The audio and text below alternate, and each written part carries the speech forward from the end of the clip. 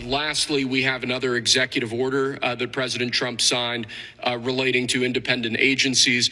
This executive order would establish important oversight functions in the Office of Management and Budget and its subsidiary office, OIRA, supervising independent agencies and many of their actions, and also reestablishes the longstanding norm that only the president or the attorney general can speak for the United States when stating an opinion as to what the law is.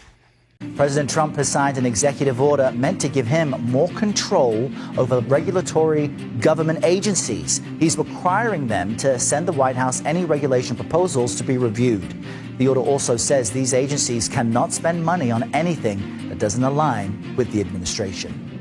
Let's connect now with CBS News Chief White House correspondent Nancy Cordes, who is following all of this for us from West Palm Beach this morning. Nancy, part of the executive order Trump signed says agencies must follow how the president and attorney general interpret the law. Help us understand what that means.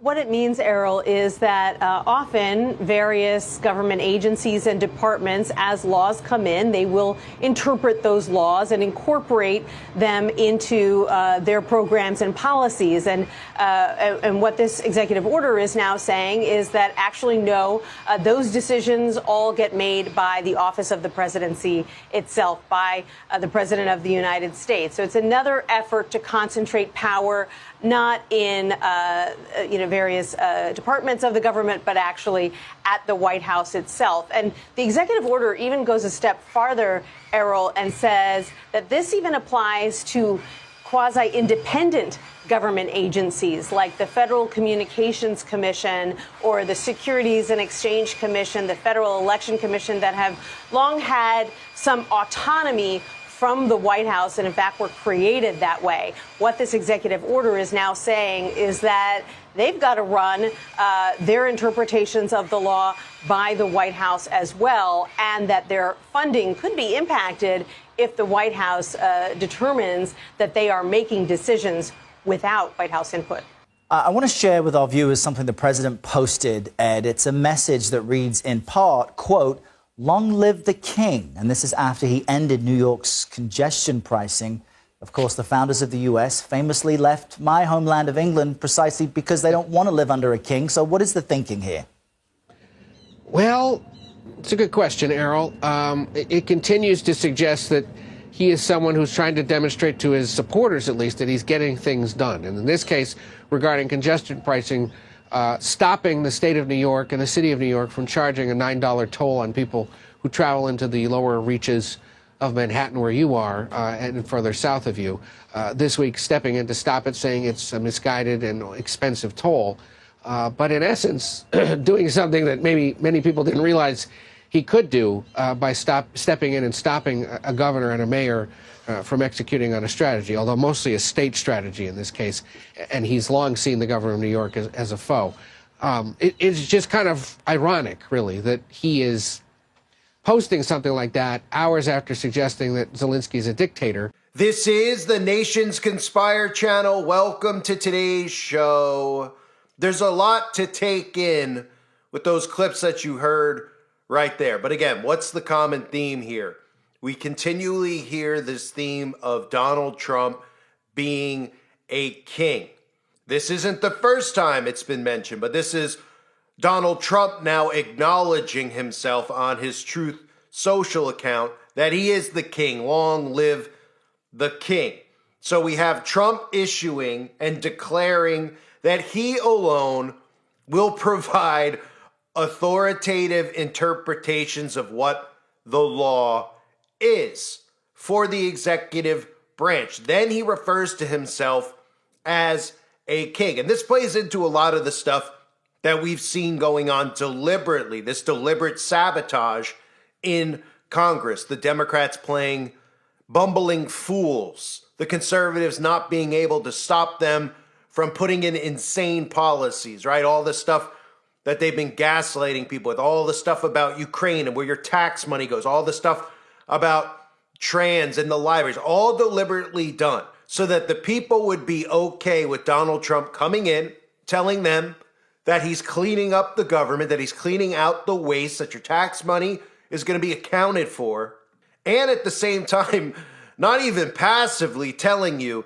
that now he is going to be the only one. The White House will be the only ones who could tell you what is the law and what is not, which is another way of saying we're tearing down the House of Representatives, we're tearing down the Senate, we're tearing it all down for the rule of a king. So this wasn't something that was subtle at all, because the White House themselves tweeted out that Donald Trump, this cover of Donald Trump, which is an interpretation of Time magazine, at least with the colors that they're using, the White House put this out. Congestion pricing is dead, because this is what Trump tweeted on True Social. Trump just tweeted the words, congestion pricing is dead, Manhattan, and all of New York is saved, long live the king. And then the White House put out this depiction of Donald Trump as a king on the cover of Time magazine, which is now Trump magazine. And when you hear things like congestion pricing, that's exactly what I'm talking about in regards to how they're getting people on board with Trump chopping down the government, breaking down the state, breaking down government infrastructure.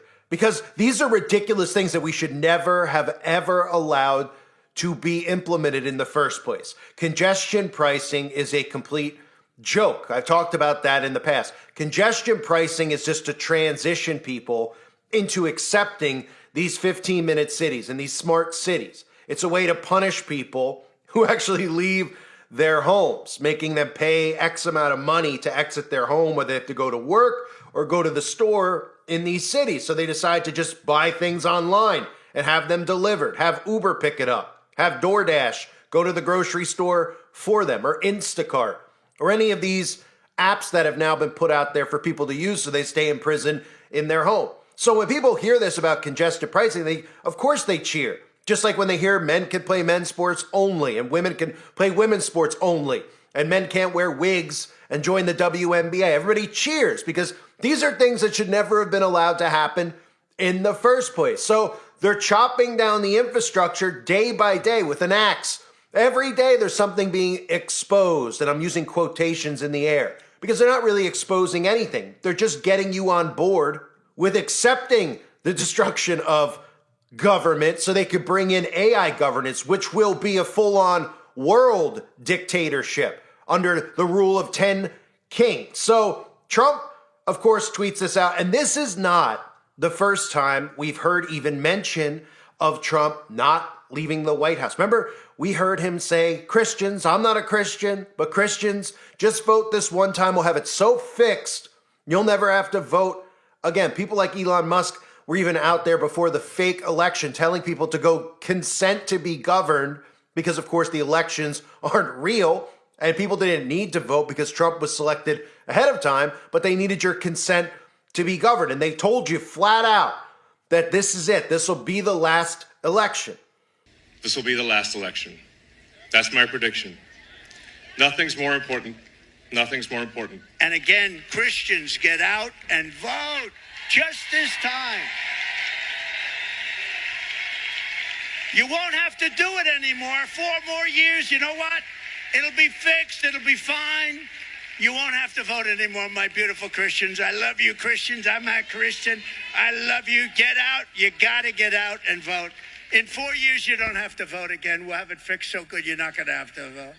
So none of these things are, this isn't a plethora of coincidences. This is just all of it being revealed to us right in front of us, and you're not seeing any pushback in regards to what's happening. And you're not seeing pushback like you would have seen if Obama, for example, came out and declared that there was going to be a third term, or Obama came out and did what Zelensky did and said, we're canceling the election because they brought us into war or because of a pandemic. Imagine how people would have responded then. So by, of course, creating all of this nonsense around us that everybody, for the most part, disagrees with. And instead of the citizens acting by using the Bill of Rights and the Constitution, which were written for us, to remove these people who are not acting in the civilians' best interest, instead of doing that, we allowed it to continue to occur. Ridiculous laws, ridiculous bills, congestion pricing, taxing us for breathing, all of these things that they've been trying to implement by design. So Trump comes in and he starts knocking it down, then says, hey, I'm going to take the rule of law away from the states. I'm going to tear down the Senate. I'm going to tear down the USA. All these agencies, I'm going to tear them down. Everything's going to come through me. So people are going, good, let it go through Trump. Let him fix this mess. And the next thing you know, the entire rule of law is changed. And he says, well, you'll never have to vote again. And suddenly you see all of these laws and bills change where you don't have to vote again because those types of things could be on the horizon. And they've been conditioning us with this into accepting this for a while. Remember Time Magazine's cover, King Me, with Donald Trump looking in a mirror at himself as a king. There's other magazines out there that have had King Trump depicted on the cover. And of course, we've heard constantly Donald Trump, quote unquote, joke about running for a third term. He has said it multiple times about running for a third term. Got it really rocking. We're looking good. We're looking good for another 4 years, and then we got it. And what I'm saying is I have to sit and give a report as I say, we're looking good for another 4 years, and then if we want to, another 4, maybe another 5. We become the party of the American dream and wealth creation for everyone, not just the rich. If we do our job over the next 21 months, not only will House Republicans be reelected and expand our majority in 2026, we will cement a national governing coalition that will preserve American freedom for generations to come. There has never been anything like what's happened in politics in the last few years. Never been anything like it. Everybody, people of religion, everybody seems to be with us. I don't know how anybody could even vote for the other side. In many cases, they don't, but they do get credit for it. You'll have to think about that. I've raised a lot of money for the next race that I assume I can't use for myself, but I'm not 100% sure because I don't know. I think I'm not allowed to run again. I'm not sure. Am I allowed to run again? He said many times how if he did run for a third term, he would win a third term, right? And then suddenly you have some of these goons in Congress proposing amending the 22nd Amendment so that Trump can serve a third term, right? All hail the king. We even have a New York congresswoman introducing a bill to make Trump's birthday a federal holiday.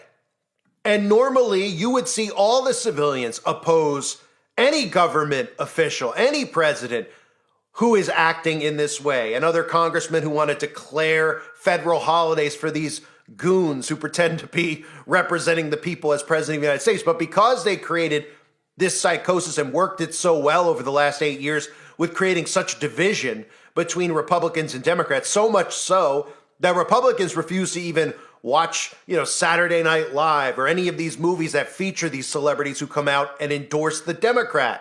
Right? 20 years ago, would people have opposed seeing, 30 years ago, whenever it came out, 30 years, would people have opposed seeing Forrest Gump because Tom Hanks that year voted for Bill Clinton? Nobody would have given a crap back then because the psychosis wasn't created the way that it's been created now.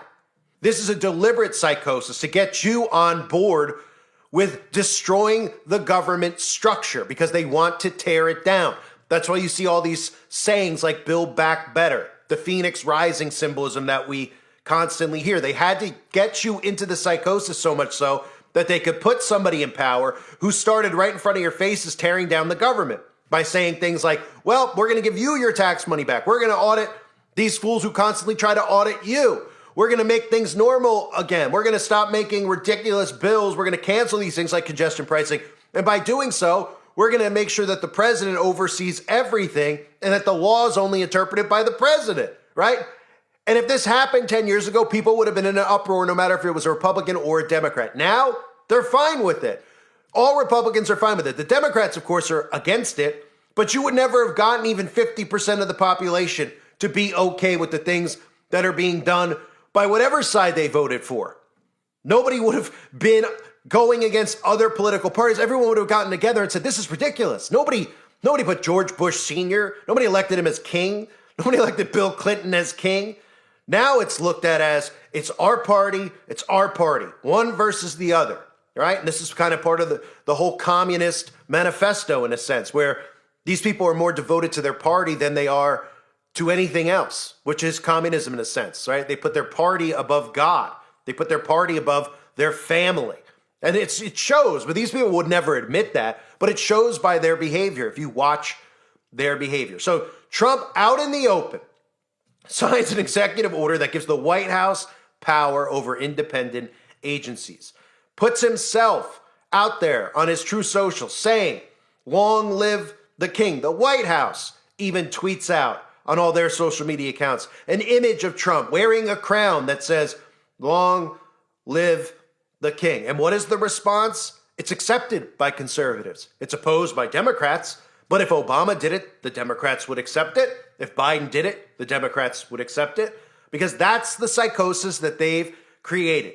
And eventually people are going to realize they were in such a psychosis over this stuff that these people tore down the government right in front of our eyes and rebuilt it through artificial intelligence. So don't forget some of the wording that Trump has used and some of the signs and symbols we've seen with Elon Musk as well, where they're literally revealing that this already is the Roman Empire rebuilt. This whole illusion of your vote counting, they just need to keep that in place so that the people don't rise up and protest and demonstrate and go against what's actually happening. So they need to keep you in the illusion that you're responsible, you're voting, when none of our votes are counted, and there's no proof that any of our votes are counted. And again, it's the same quote-unquote fake news media who reports the results of these elections, the same media that people claim not to trust, right? But we could take their word for it when they tell us who wins and who doesn't, and that our vote actually counts. So the golden dawn, the golden age in America, right? Those were the words from Donald Trump. And now we're seeing a lot of this Roman Empire revealing itself right in front of us with the things Elon Musk is doing and the things that Donald Trump is doing. And what are we seeing from the Democrats? Well, they're protesting with their picket signs, right? Doing absolutely nothing, just like the conservatives did 4 years prior when all they wanted was get that list, that flight log revealed. One of those people tried from Epstein. They wanted Hunter Biden thrown in jail, right? And every day, all they did was sit in front of their computer and watch live recordings from the House, from the Senate, of their congressmen that they think they voted in, putting on a circus, talking to doctors and scientists about if men could have babies. And everyone sat back and just said, 4 years, we got to get Trump back in. That'll change things, right? And the seesaw just goes back and forth without the people ever rising up against the tyranny. And they don't realize it because they think that their vote counts. And they think that the things being done are for their best interest. But they're not. What they're doing is building out the government that they want, which is going to enslave you even more. And they're making you cheer for it along the way. I thank everybody for being here. I hope you're all doing well. God bless you and your families as always.